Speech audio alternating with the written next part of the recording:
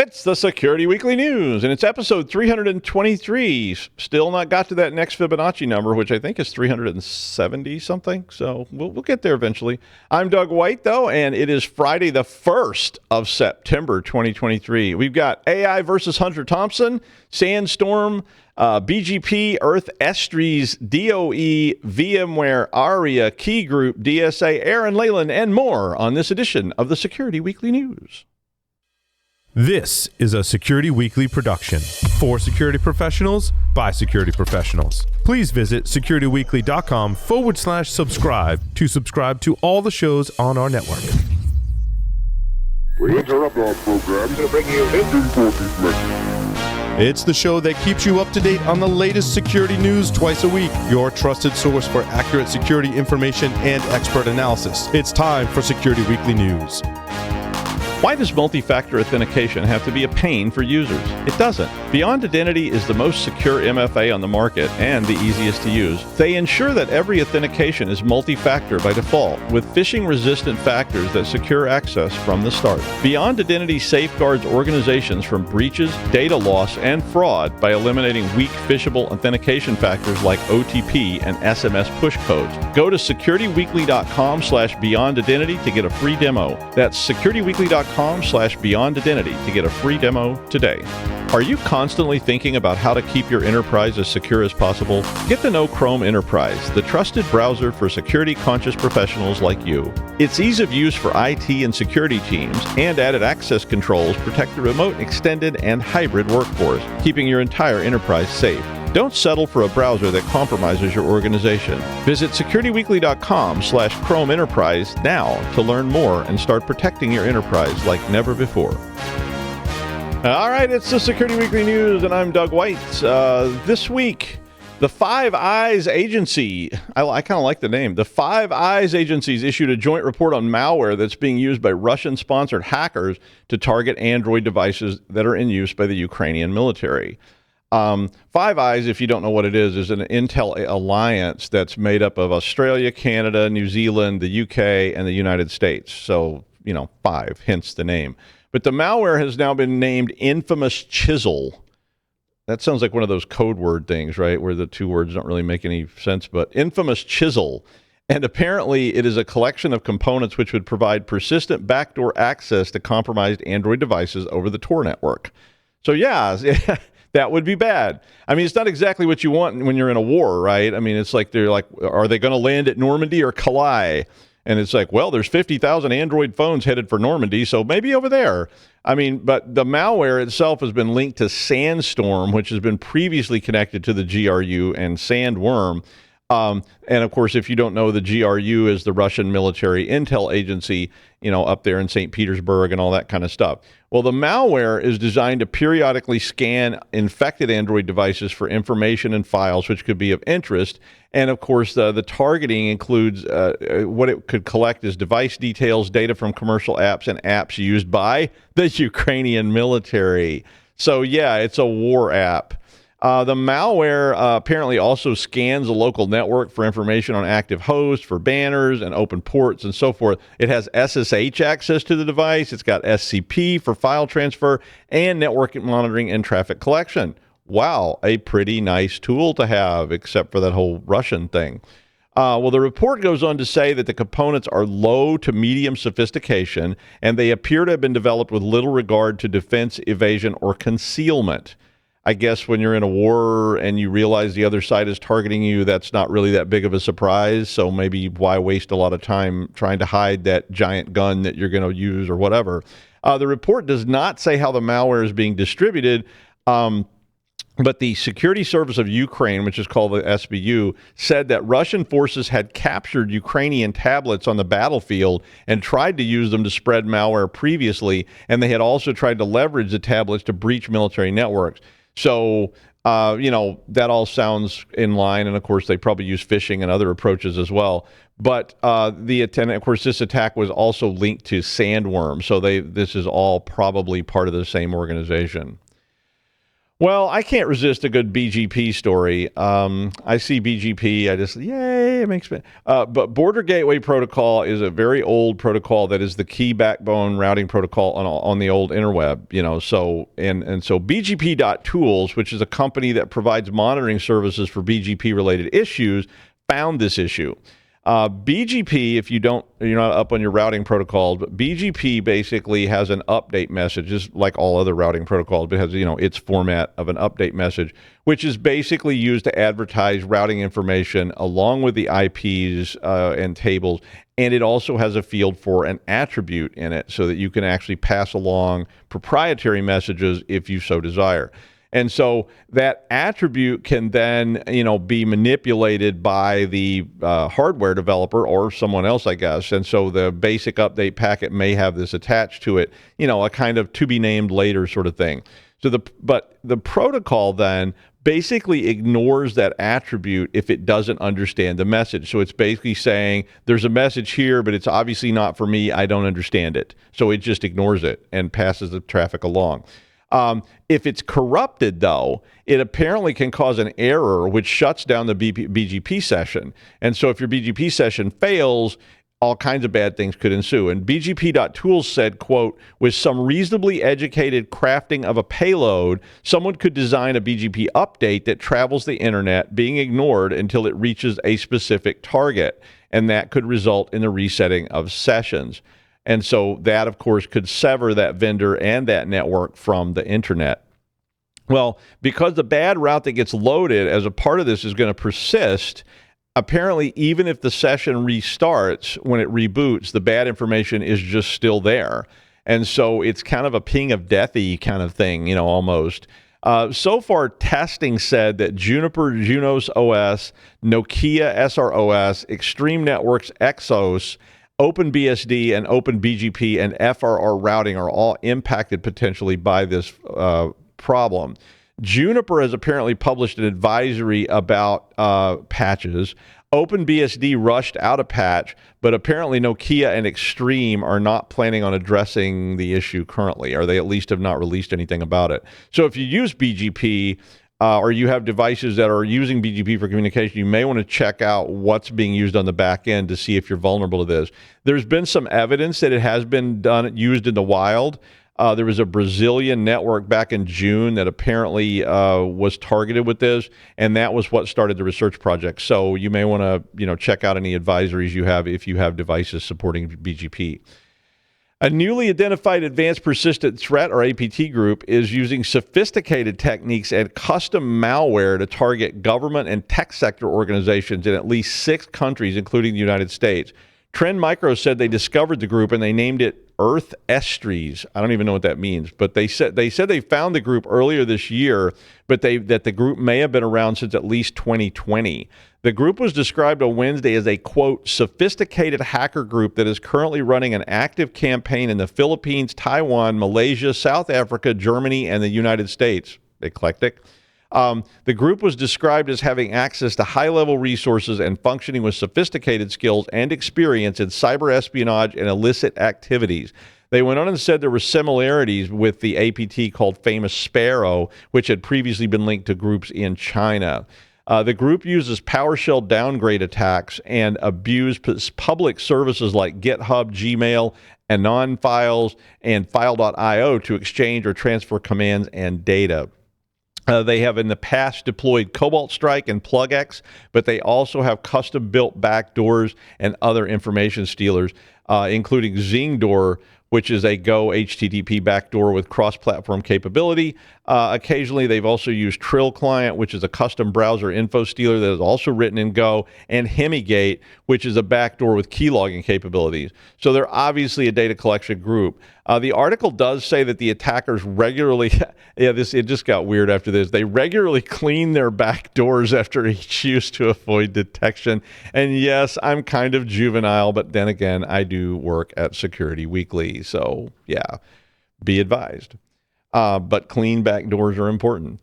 Anyway, the Department of Energy, or the DOE as they call it in the United States, has opened $9 million in competitive federal funding for small and rural electric utilities who wish to make cybersecurity improvement.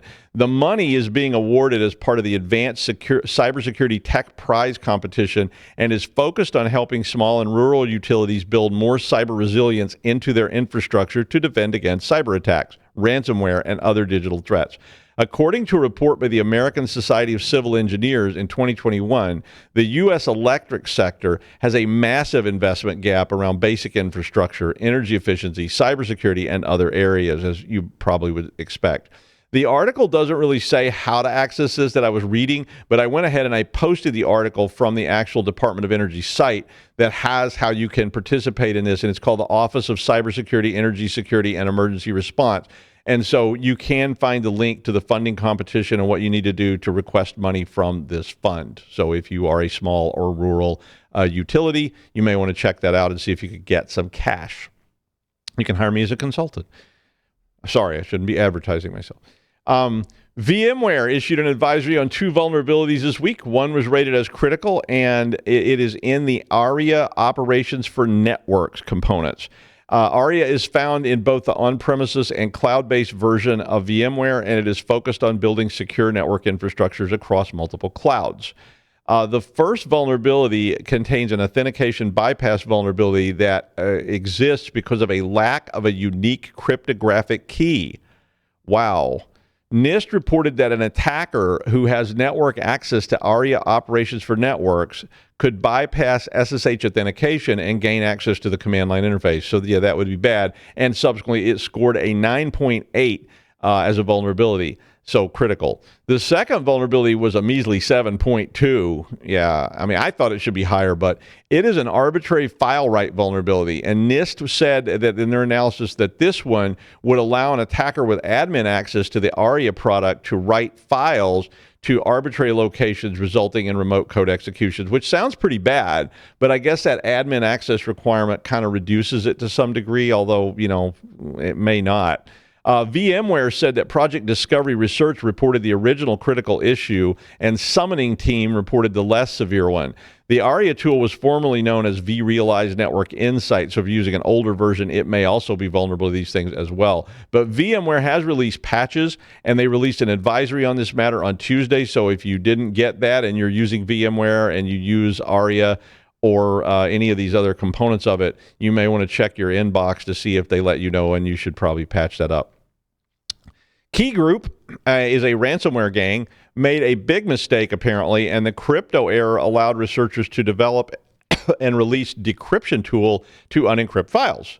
The decryptor, then it went on. I was like, well, yay, but then it went on, and it basically says the decryptor only works on a specific version of Key Group ransomware that was built around August the 3rd. So, really narrowing it down. But Eclectic IQ reported the mistake, and they built the exploit, which then allowed a Python-based decryptor to be made available. And it is available for free, and Eclectic published it on Thursday. So if you have had problems with Key Group ransomware, you probably should at least check on that site, because they may have a decryptor for you. Key Group, if you're unfamiliar with them, is a Russian language group. So there's evidence that they are Russian language speakers. So, that's about all they know, I think. But if you've been involved with Key Group since August, you may have a free decryptor available, so you can check it out. Eclectic was able to leverage what they called multiple cryptographic mistakes, and allowed them to reverse engineer the malware and develop the decryptor. The Key Group ransomware uses AES encryption, and it is implemented in C#. So, but that doesn't mean every version of Key Group, which is unfortunate. In the EU, the Digital Services Act has now taken effect. This law, which was passed by European Parliament in 2022, is, again, very similar to what we probably need to be passing in the United States and elsewhere, but it's a focus on online consumers and the platforms that they use. So the act forces certain online companies, based on size, I think, to be more transparent about how content or products are being recommended to you. And they require that they mitigate disinformation and ways to flag illegal content and so forth. Now, there's a lot of issues, obviously, around this. And in the United States, it's a very complicated issue involving free speech and so forth. And obviously, the minute somebody starts deciding what content is good and what content is bad, all sorts of new hijinks can ensue. But the article said that the big focus of this law is on how platforms moderate online speech, which, again, is complicated in the United States by the First Amendment. The law puts procedural protections in place for users when the platform removes or demotes their post. The law also requires that companies affected must commission an independent audit to check for compliance once a year. And unlike the United States as well, the EU tends to put big teeth in their laws. The fines for this can be up to 6% of global revenue of these companies. So that's pretty nasty if they come after you. Currently, only very large platforms with more than 45 million users in the EU are affected. So don't worry, U.S. citizens. None of this is going to be applied to you because those lobbyists are working hard. But I wouldn't think that the U.S. can even get around to considering privacy protections so far. So this is probably pretty far-fetched in that context. But it could end up being like the GDPR and sort of have an impact by default, because if companies like Meta or Google are being forced to do this in their EU locations, just like you now get notified when somebody's trying to get you to accept 478 different cookies, even though the law in the U.S. doesn't restrict that, because of the GDPR, they're having to tell you about it, and so they don't want to build multiple platforms, although that may be coming soon. So I'm sure we're going to hear a lot more about this as it starts to develop in the world. All right, well, our next guest, we missed something. No. Who is this person? Wait, who have we got on today? Oh, no, I got it. It's Aaran Leyland. I see his happy face there now, and I did recognize him. Hi, Aaran. Was that like... Uh-oh. Time to freestyle. Dun, dun, dun, dun, dun, dun, dun, dun, dun. Da, da, da, da, da, da, da. Aaran, who was apparently our guest, is now only a weird blue symbol that... There he is. There's Aaran. What's happening? Am I back? You are back. Your background's brilliant. not, Okay. so we can see all your, your okay, naughty... that's cool. Yeah, we can see It's all your like naughty Anonymous outfits. are trying to dox me early, so I should probably just dive in before I actually get doxed. But yay, hi, this is my house. Well, I can now tell I can see what size knickers you wear, but that's okay. Very big, the biggest ones. Apparently, you can catch apples in them. Okay, anyway, Oh, and he's gone again. Anonymous sedan hacked. Oh no! I hear you. Yay. yeah, okay. Let's just fly into it. Go. I had no problems before this. You're on. Give me a shout if it cuts out. Okay? Are we good? Will do.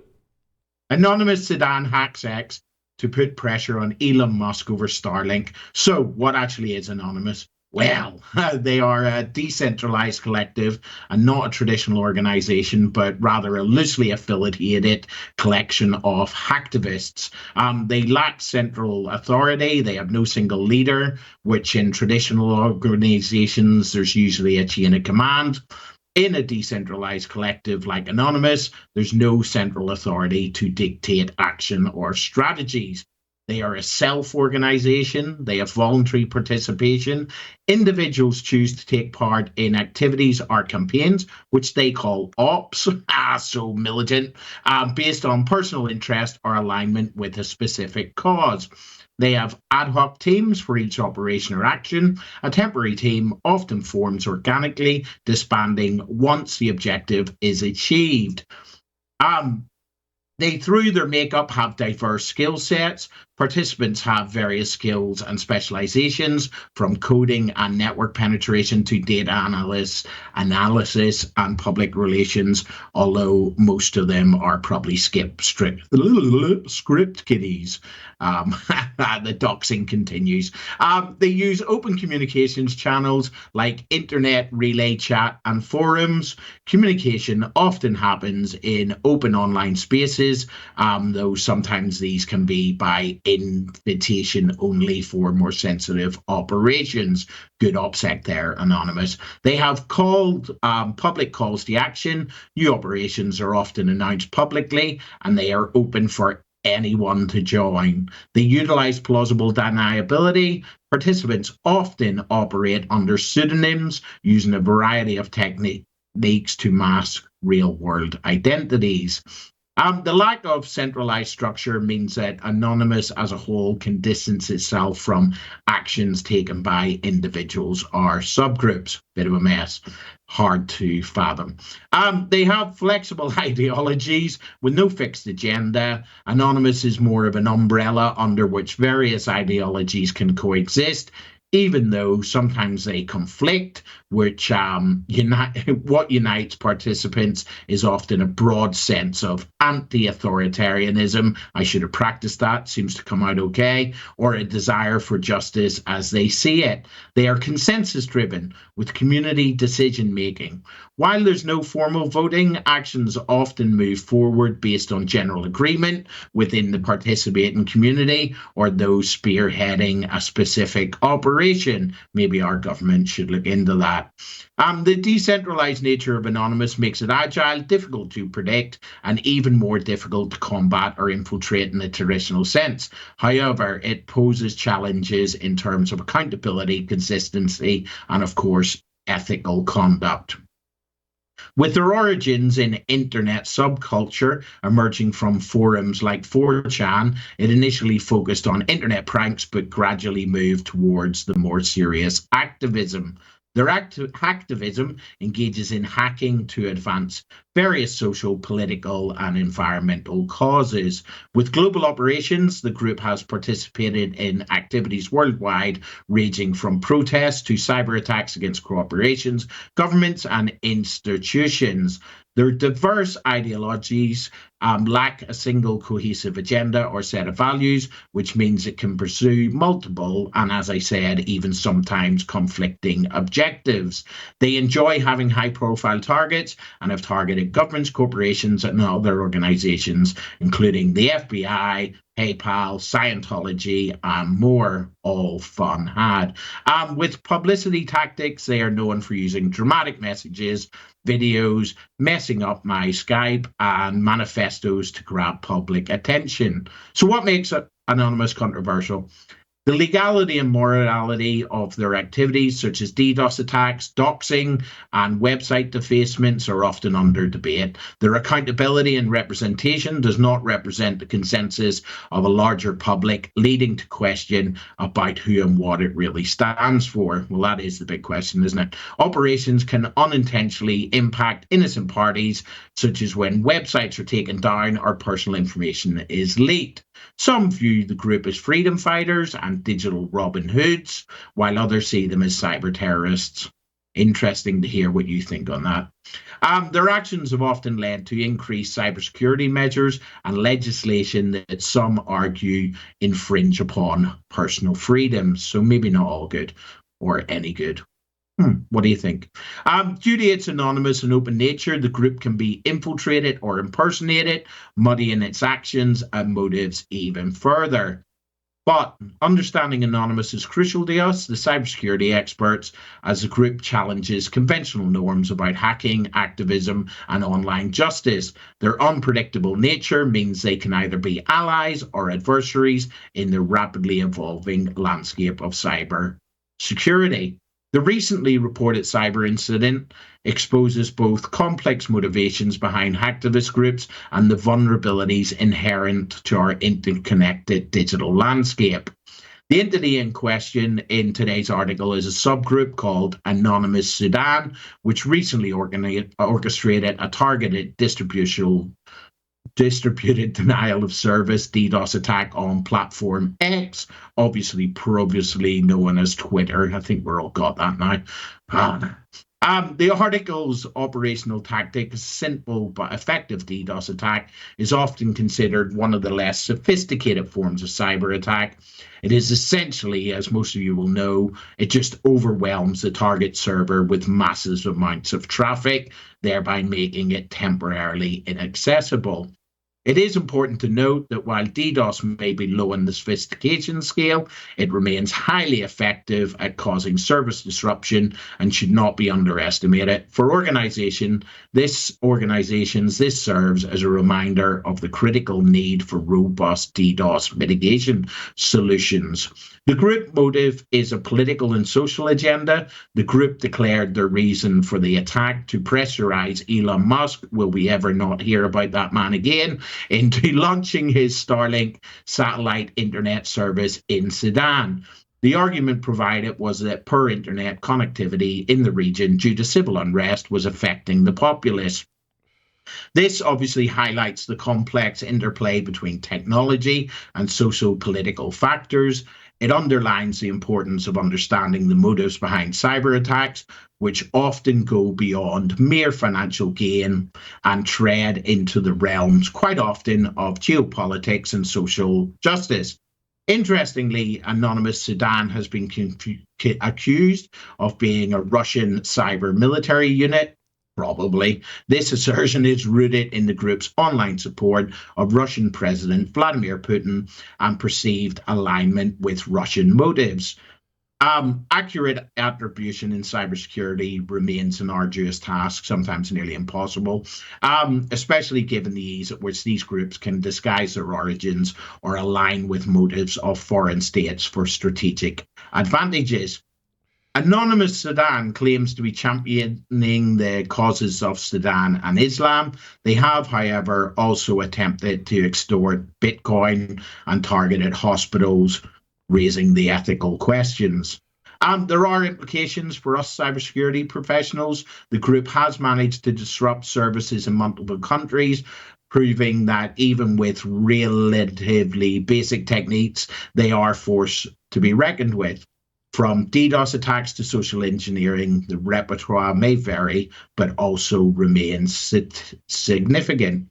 Okay, so this necessitates a multifaceted cybersecurity strategy. DDoS protection is a start, but understanding the geopolitical and social dimensions of these groups can offer additional layers of intelligence. With my final thoughts on this, whether you think they are friend or foe, it is clear that the landscape of cybersecurity threats is evolving, encompassing not just traditional cyber criminals, but also hacktivist groups with complex motivations. The case of Anonymous Sudan illustrates the multidimensional nature of such threats, serving as a call to action for the cybersecurity community to adapt and prepare for broader range of adversaries. And there we go. Back to you in the studio, Dr. Doug. And I don't believe the hype that apparently you were the founder of Anonymous and the mask in the studio is your original mask. Well, I can't take credit for that. And we don't know who's an Anonymous. We may all be an Anonymous and we don't even know it yet. So, and of course, we could all be members of Wagner. It's just hard to tell exactly who is who. And of course, anybody could claim to be anonymous. And I know that they used to target people who were claiming they were anonymous, but since they're decentralized, and I'm not sure how they know who's in anonymous and who's not anonymous, and I'll be an anonymous before you, but it's very that clears that up then. Yeah. In fact, I remember I got in a bunch of trouble at a presentation once because I actually said the word anonymous, and the company had forbade anyone from using the name anonymous or lulzsec in presentations, and like people were going like don't talk about them. And apparently they used to target people real heavily that mentioned their name. So you're pretty much doomed, and probably me too. So, it's like since you've been, but maybe just Anonymous Sudan will be after you, Aaron. So the other Anonymous will probably leave you alone. Let's hope so. Or it's Wagner, or however you say that. I don't know how they say it in Russia. I think they say the V for a W in Russian. But I don't know either. I don't know what the name of Wagner is in Russian, though, so you'd have to see it in Cyrillic, I guess. Or maybe, I don't even know if they have a Russian name. Let's not talk about Russia. They might be after us as well. They're probably Everybody's going to be us. after us. I don't know. It's going to be a bad week. Yeah, China, Russia, Iran, they're all after us. All right, thank you, Aaron. And finally, I've been saying this for a while, but I personally think autonomous vehicles get a lot more hard critique when they have a crash. But then I start thinking about how many humans drove intoxicated or crashed yesterday. I mean, like one cruise taxi gets smashed into by a guy who had 19 shots of vodka, 2 lines of Coke, and a hit of ether before jumping into their Cadillac. I'm sorry, it was a Chevrolet Impala, I think. The big red convertible that Hunter Thompson was driving to Las Vegas. But I mean, and then they blame crews. I mean, literally on these reports, it's like all these crashes they had to report. A lot of them, and the majority of them, were actually caused by human drivers. So, San Francisco's now allowed Google Waymo and GM Cruise to begin charging for driverless taxi rides. So before they couldn't do that, they were just testing. But I saw a Cruise taxi in Austin, Texas the other day, which was kind of interesting. But there were 2 serious crashes in a few hours of them authorizing an increase and they being able to charge. And then California immediately started requiring Cruise to reduce the size of their taxi fleet in San Francisco by half. Now, I'm not saying these things should be cut loose yet. I mean, I do think that there's some way to go on it, but I do think the stats are a bit squirrely. I mean, Waymo and Cruise have driven 8 million driverless miles per this report, including more than 4 million miles just in San Francisco this year. Now, based on the article, the author says that the 2 companies have reported 102 crashes over roughly 6 million miles driving, which is about 1 crash per 60,000 miles. The report said that all these crashes were low-speed crashes, and the majority of the crashes were the fault of the other human driver. So Cruise had a worse record than Waymo, apparently, but according to the report, the biggest driving errors from Waymo were sideswiping an abandoned shopping cart. We've all done that, come on. And scraping a parked car while pulling over. Yeah, okay. I'm not pointing any fingers, but I mean, the article says what I keep saying all along is that the AI is being held to a far higher standard than humans in the same situation. I mean, we barely report this stuff. There's very little study of human accidents and human caused accidents, according to this report. I mean, but you think about it. The AI doesn't speed. It drives the speed limit on the map. It doesn't drink. It doesn't sit there wondering in the parking lot of a bar if maybe mixing some gunpowder and ketamine together and injecting it into our veins was maybe what the founding fathers did on the 4th of July before hitting I-95. I mean, they arrested somebody over near my house the other night for driving the wrong way on the freeway who was so wasted, the person didn't even seem to know they'd been arrested, let alone that they were driving the wrong way on the freeway for a long distance. That kind of stuff. So I, for one, welcome our new AI overlords. I mean, I think it's coming, and get ready. But I did want to say we are off for the holiday next week, but we have a Vault episode on Tuesday, and I'm doing a live interview where I ask ChatGPT the 5 Security Weekly questions on Friday. So don't miss those if you want to check them out. Thank you, Aaron. I'll be back a week from Tuesday with the Security Weekly News. See you then.